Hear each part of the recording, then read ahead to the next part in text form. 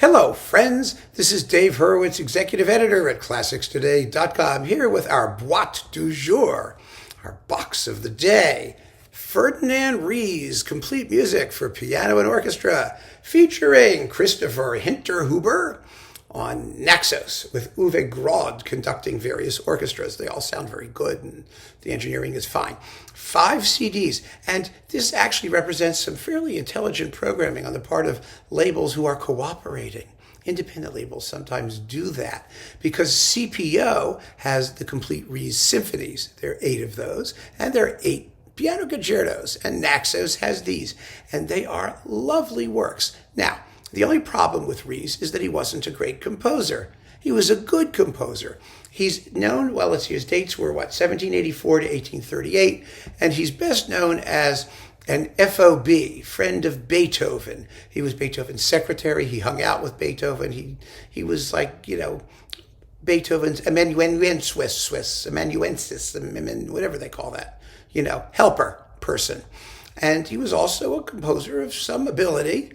A solid composer of his day. But that's actually important.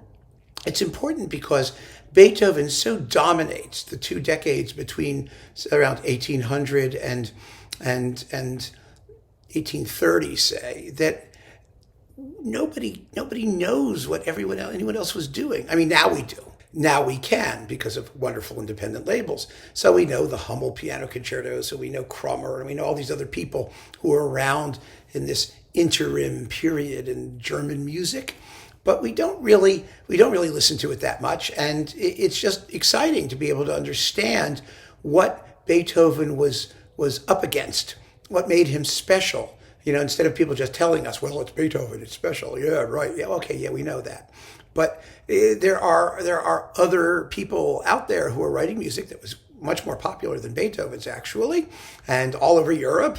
And they had local reputations, and some of them had international reputations.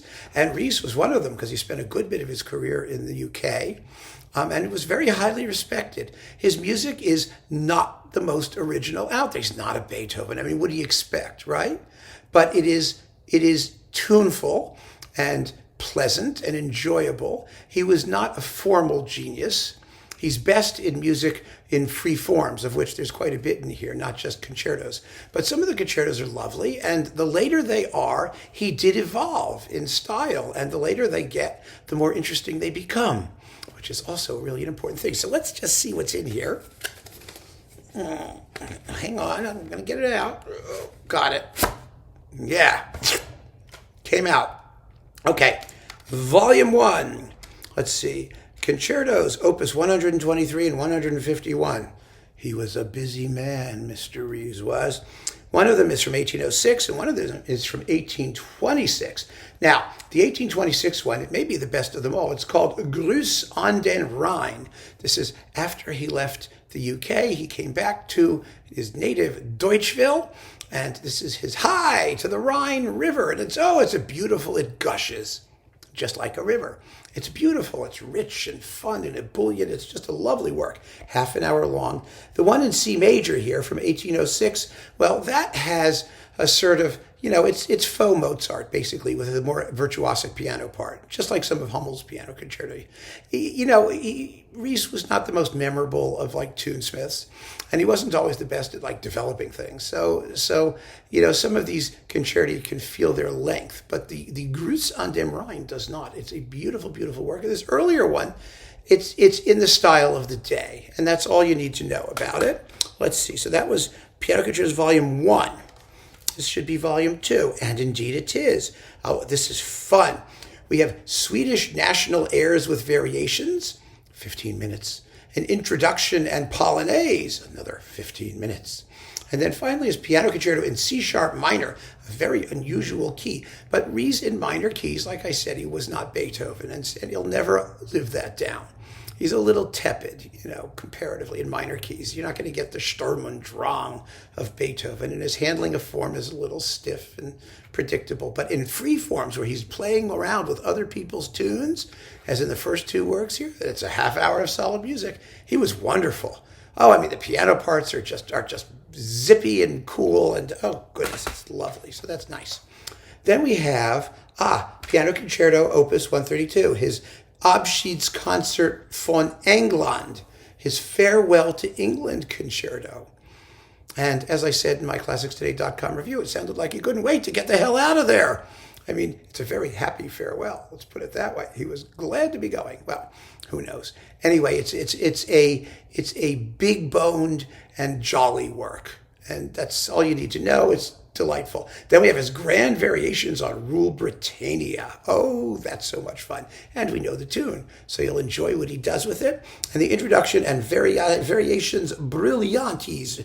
Variation brillante. There we go.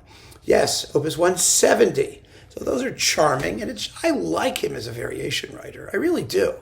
I mean, it's just more fun to listen to, and you don't have to worry about, like, form. No, okay. Then we've got his Piano Concerto in C minor, which is actually also not terribly special, frankly. It's 25 minutes of tepid minor key stuff. But the Concerto Pastoral, it's in D major, Opus 120, is beautiful. It's very pastoral sounding.